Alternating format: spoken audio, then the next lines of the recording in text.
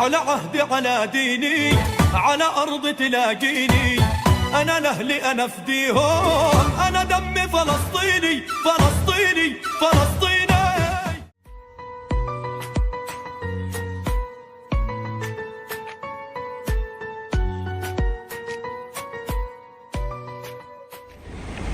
Assalamu alaikum and welcome back to part 3.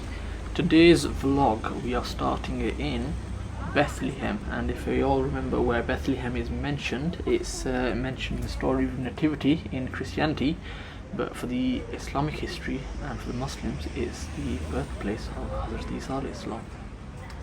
So in Bethlehem it's a predominantly Christian city, however it is in control of the Palestinian National Authority, as I believe, if I'm correct.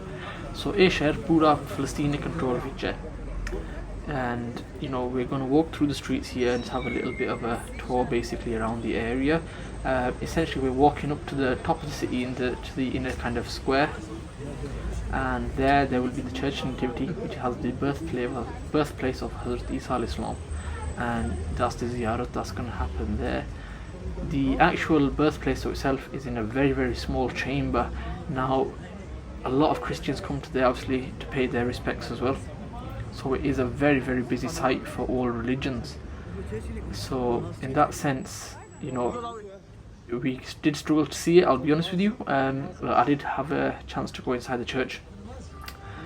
Again, it's one of those things that in tour group, you know, you have to be kind of aware of time and time management. So inshallah, if Allah gives us the opportunity again, we'll go back and we'll see it once again as well. But here, you know, you can see the Christian churches, their kind of religious symbols open and free. As well as that, you can see the Muslim community as well, and the Palestinian flags fly high, and it's nice to see that there is some kind of light at the end of the tunnel, and the brothers and sisters here are okay. So alhamdulillah, we were trouble free in this area, and no problem was caused.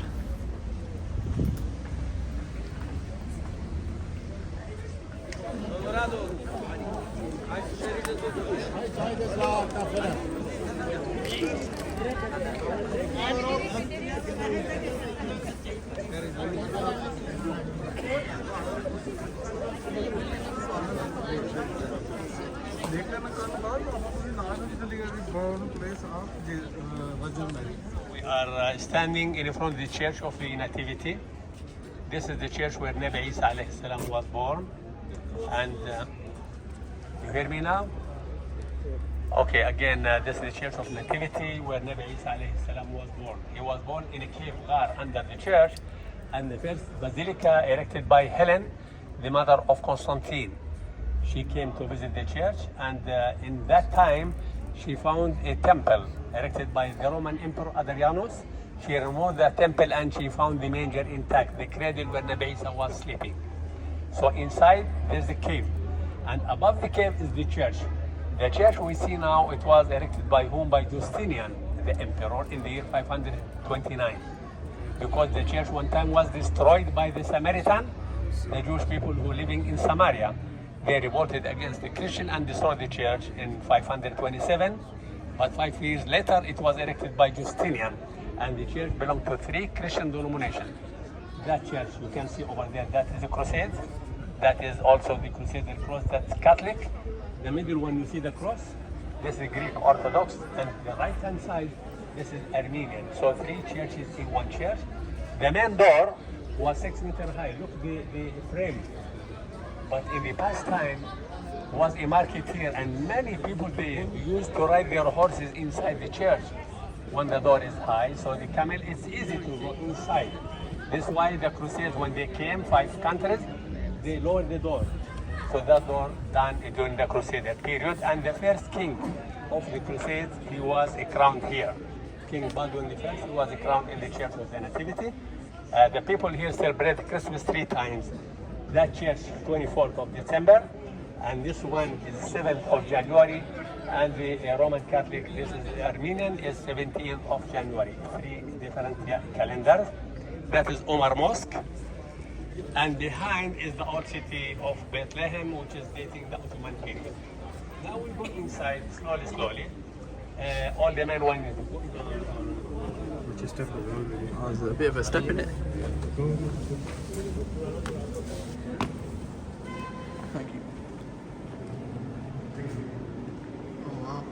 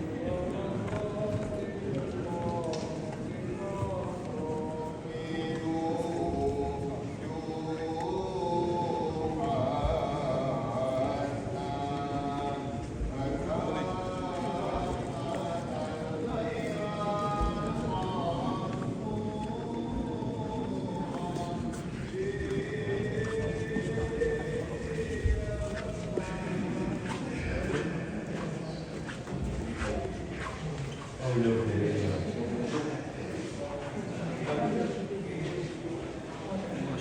at that. Very nice, eh?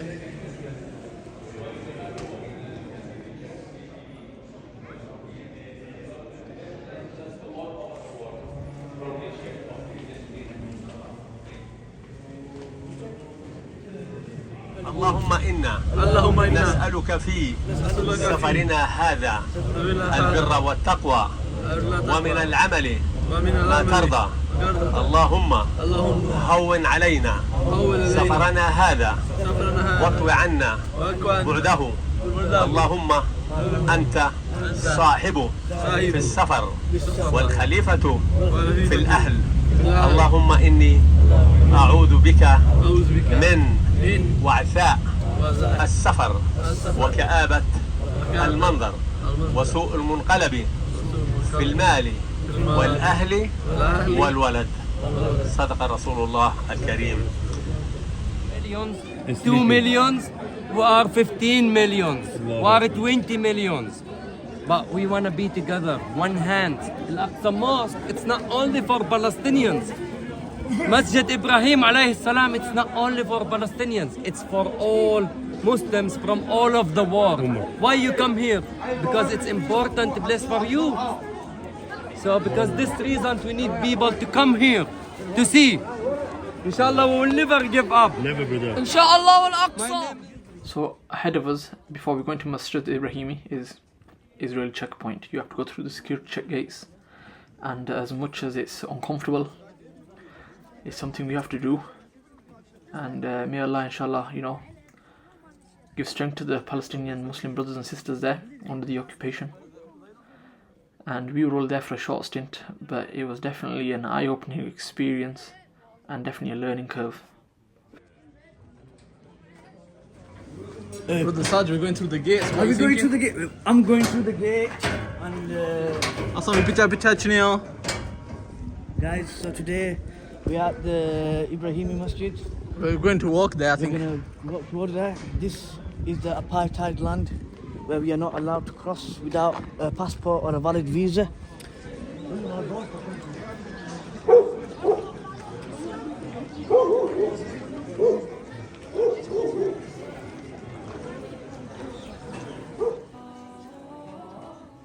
As you enter Masjid Ibrahimi, the first place you will see in the area is Maqam of Hazrat Yusuf alayhi salam, where they are buried, and as well as that there is Hazrat Ibrahim alayhi salam, Hazrat Ishaq alayhi salam, and both Hazrat Ibrahim and Ishaq's wives as well.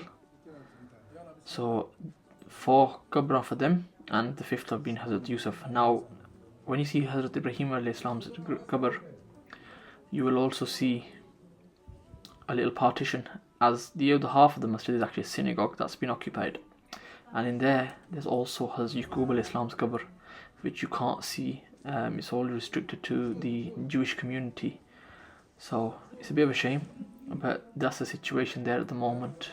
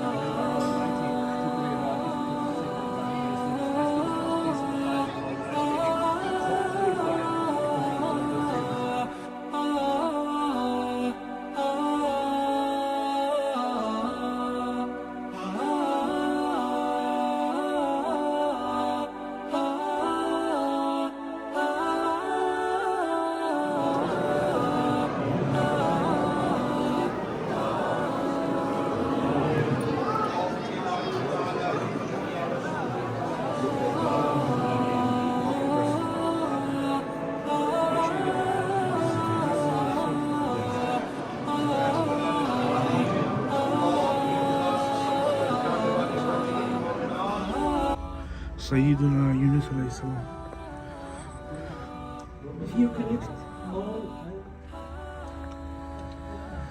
Sayyidina Yunus alayhi salam.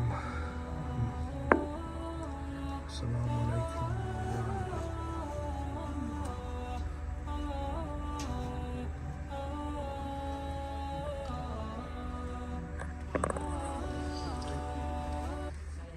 make this tasbih in the stomach of the whale, you will stay in the stomach of the whale up till the day of the judgment. But alhamdulillah, he made tasbih. Allah ordered the whale to throw him outside. The whale threw him in a city called Jaffa in the beach of Mediterranean Sea. And he left Jaffa and came here and he stayed here 1 year because when he was in the stomach of the whale, he became sick and weak and his skin is damaged by the acid of the stomach of the whale. So Allah planting above him, as the Quran mentioned, وَأَنْبَتْنَا عَلَيْهِ شَجَرَةً مِّن يَقْطِينٍ, a pumpkin tree. A pumpkin tree, you know, have big leaves so it makes good shadow because his skin is damaged. And it had strong or good or special smile, protect him from the insects like flies, mosquitoes, you know.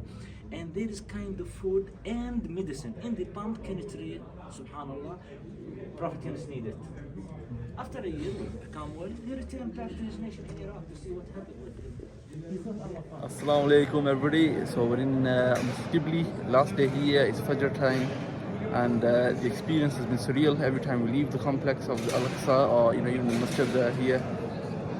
It's like an imagination or a blink of an eye. We haven't been here and we just want to come back. And just going to have a chat with Brother Bilal as well here, who's going to talk about his experience this morning. What's that we're doing? Alhamdulillah, very well. About yourself? Alhamdulillah, all good.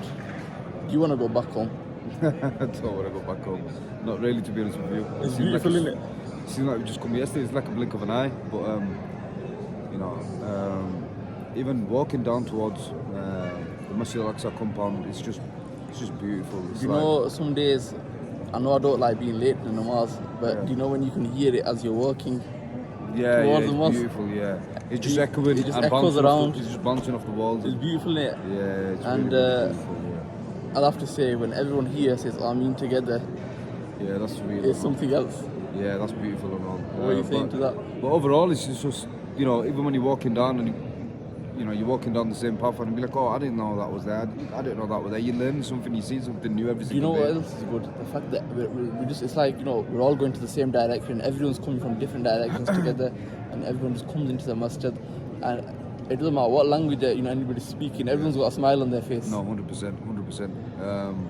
Just Islam itself, it just unites everybody and brings everybody together. Which is beautiful to see. There's different backgrounds, different colours, different races, and you just standing next to each other, and you just, arms in arms, and you just praying namaz together. You're trying to communicate with each other even when you're outside the complex.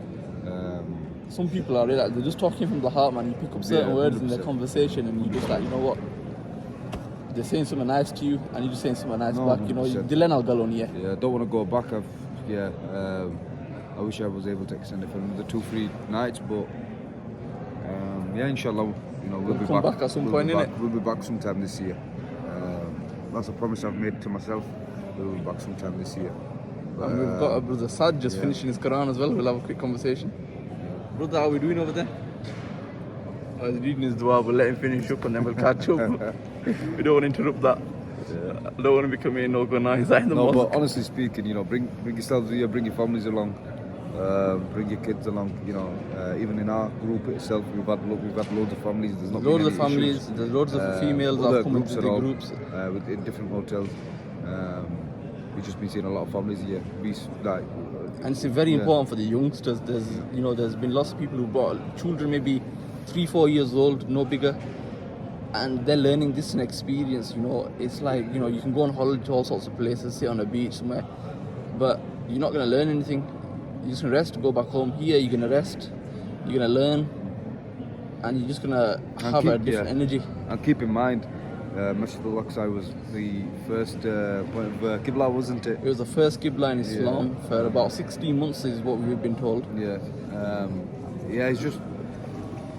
Yeah, it's like Makkah, Medina, then it's Masjid Al-Aqsa, So, the whole, there's lots of ziyarats to do here as well. We didn't even get to finish all the ziyarats, if you want us to be honest with yourself. You could spend probably a month here and it still won't be done.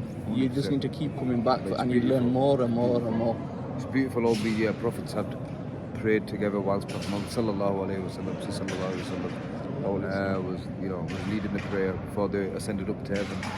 So yeah, it's beautiful. It's really, really good. And even knowing that this is the place where everybody's going to be resurrected on the Day of Judgment. So yeah, get yourself down here, man. Don't let the mainstream media scare you away. That's what I'll say to you. That's it, man. You know what? Here you'll have the soldiers. They'll try to scare you. They'll try to confront you in some occasions. Yeah. But don't be afraid. Yeah, keep your head high, and like I say, it's one of those things. Enjoy it. Don't keep calm. Really, that's the main thing. Keep calm. You want to say something, but it's all about maintaining that positivity, maintaining that peace. To why you're here. You're here for the sake of Allah, and to visit. One of the places that they've sent some of the greatest prophets. 100%. That's it, really. Over and out. Allah Hafiz. I'll see you on the next vlog. Inshallah. Brother Sajid, how's the day going? What's our last meal saying? What are we having? Our last meal before the crucifixion is Astaghfirullah, I'm joking. Is I burger or my burger. Oh, she burger. Or a she burger. Brother Naeem, I got a grilled chicken burger. are we taking a bite on the count? Are we risking that? I'm doing it. I'm going for it. Let's get that reaction. Is it a thumbs up? Is it a thumbs up? Go on. Let's get a review. Get the flavors in. Few more bites. No. Good chicken burger. If you get it, you need to get it with cheese. That's it, bro. We got Brother Billy. I'm never gonna do what Brother Naeem did. I can't risk it. What are we saying to the food? Food, you know what? It's banging. I had it yesterday, and you know what? I didn't feel like coming back today. But it's an emotional one. It's the last meal.